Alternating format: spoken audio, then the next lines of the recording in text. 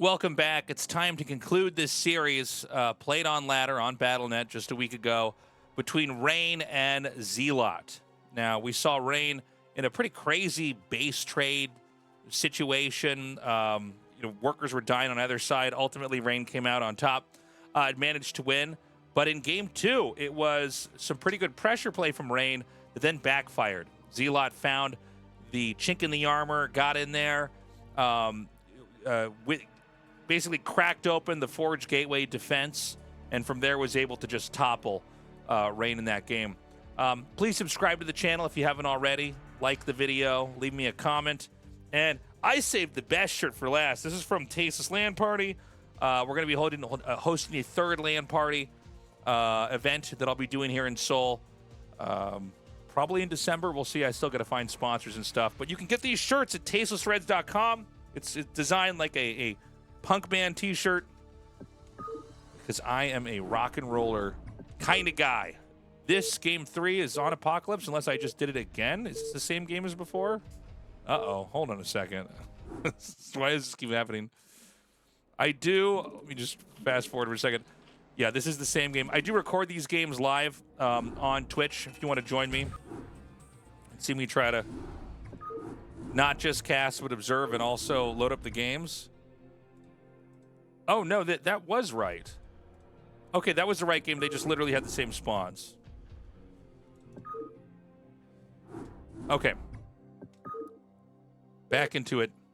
Apocalypse again. They're in the same spawns, but it is not the same game.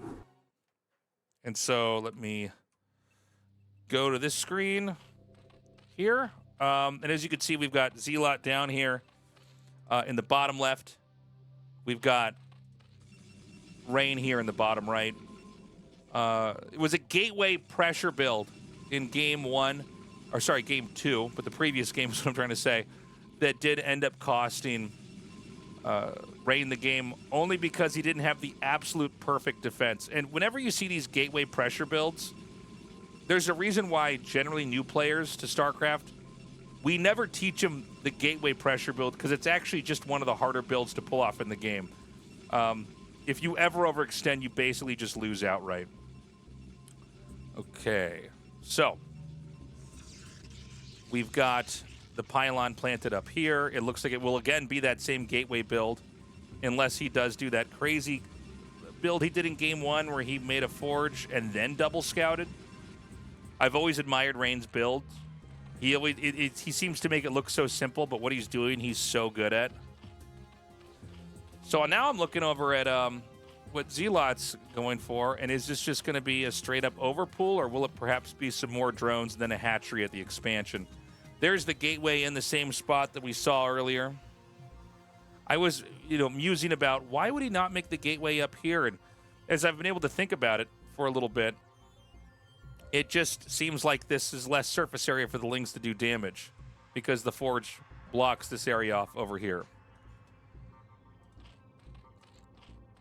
The probe, once again, scouts up at 12. And Rain's going to see that positionally he's in the same game as before. And once more, we've got the pylon planted down here to make this probe mine in a straight line. This is almost the same cast even as what we did in game 2. This is like Groundhog's Day over here. Like, I'm going to get to, if we had a game 4, I find out this is again in the same spawns, but I just have to cast better to break the cycle. Now, the probe is going to come down. And we should note you can cannon rush back here. I have seen Snow and some other people do these builds where they will, if they just see that's hatch first, they'll just immediately make a forge and just make the cannon rush happen. I was wondering if that could happen here, but it looks like it's not. So he's going to get the deny. Now, there's so much value when we get a game like this that's almost identical. Last time he forced the drone up here and he had to expand here, which allowed the Zealots to really pressure it. This is one of the other technical things about one-gate pressure builds is you really need to get in there and control where the drone can or cannot plant the hatchery. Now, Zealot's got 6 Lings coming. Actually, he might have 8. Yes, he does. The drone does escape, but the third hatch isn't down. The Zealot was sent down here to basically block And so the third hatch is finally planted up here. It's pretty late.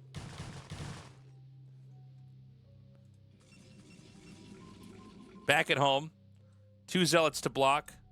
The probe needs to get the confirm. There's actually a lot going on over here, by the way. This is almost like a hard game for me to both cast into. So he knows this probe confirms that the hatchery's here. This zealot that confirmed that the initial hatchery at least hadn't been made over here is now sent on a kamikaze mission into the main. And the Lings are forced back. Drones just now start to mine gas. He succeeds in wedging the zealot back here. If you get the zealot back here, it's really annoying. You can play keep away. You can try to dive on drones if possible. And look at this. Now he sends his other 3 zealots over here to kill this hatchery off. Only just now is that zealot killed. Rain, you know, there's so much going on here. His transfer is late. We're talking about a StarCraft 2 GSL champion, a StarCraft 1 ASL champion, and even these guys, it's a hard game to keep up in. Does this math out in favor for Rain? It looks like there's no way he could just right-click this down. But he could, of course, retreat through the minerals and just make the fight very difficult to have. Rain, even with the moving shot there, looking really good. So he's going to pull away. And you can see it's just not a good fight in these little alleyways created behind the minerals.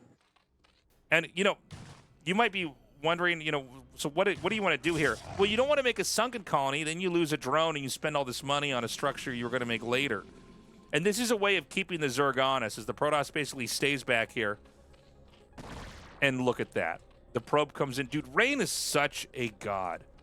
He sends the probe and just gets the confirm that there's a Hydra bust inbound, which, by the way, Hydra busts are pretty common when the Zerg loses control of the early game.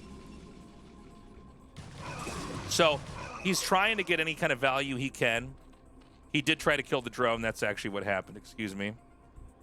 And he doesn't manage to get it. Back here, we've got +1 on the way. We've got the Stargate. We've got the Citadel. I mean, everything's looking okay. I don't know how protected the forge is. I believe there's an area, if you could just follow my mouse cursor, I think right around there you could hit this. One way the Zergs will try to get back into the game is to basically take the forge out. Is he making more Hydras? Yes, he is. Okay.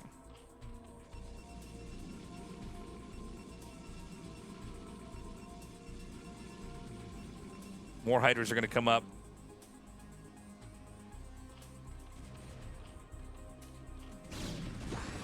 And, I mean, you know, I think this Rain could take this, I think. I mean, especially this cannon over here and this one in the back, they're kind of hard to get access to. He's going to start to wrap the cannons around by making one up here. And even getting a 6th cannon. Basically knowing he's in good shape so far. And a 7th cannon. The Corsair is just continuing to fly. What you do with the Corsair is you just keep checking, are Hydras hatching? If you see drones hatching, then you know, okay, I'm probably fine. So this is what I was talking about. I think that this is enough Hydras that he can actually kill the Forge before the Forge is done being upgraded.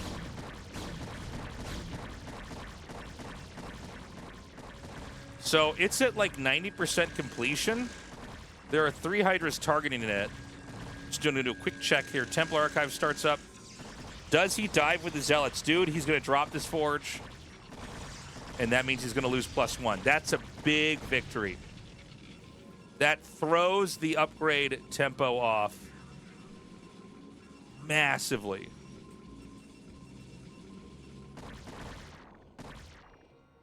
So, you guys are so funny in the chat. 4th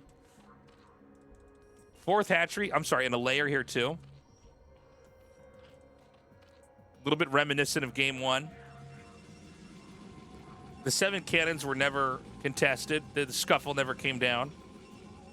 This charge lots are out, but like, dude, Rain can't fight this. Yeah, this is one of these moments where if the Zerg doesn't trade out, this is why the Hydra busts are so strong. Is sometimes, you know, you don't get to take you you don't win the game with your pressure, but you're still kind of okay. Means these are charge lots that are actually trapped inside the base. More gates.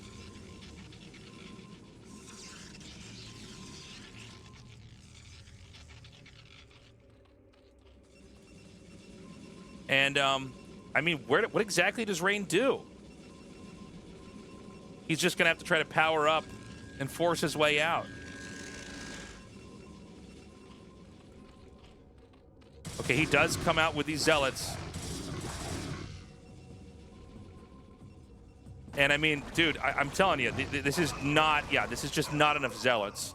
You got to be really careful, too, because, you know, sometimes zealots look so strong. And then when you get in there and you realize how many Hydras are there, the zealots are already taking so much damage as they come in, commit even for like 2 seconds to an attack, and then run back out. You're going to lose like a third of them.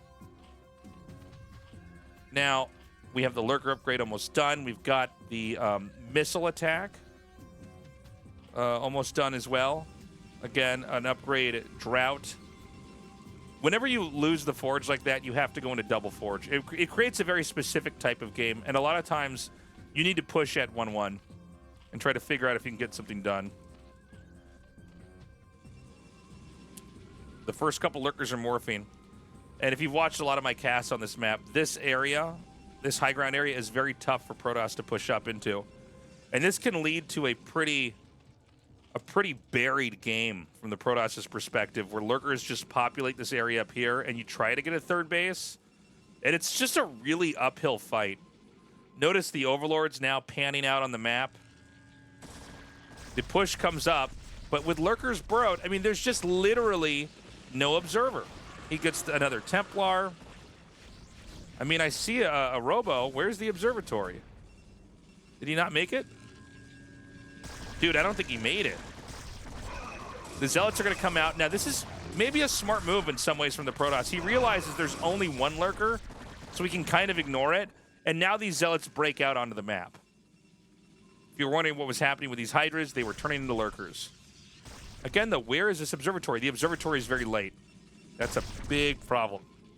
So this is one of the best things you can try to do in a game like this, is to take your Zealots, which are otherwise useless, and then hide them on the map.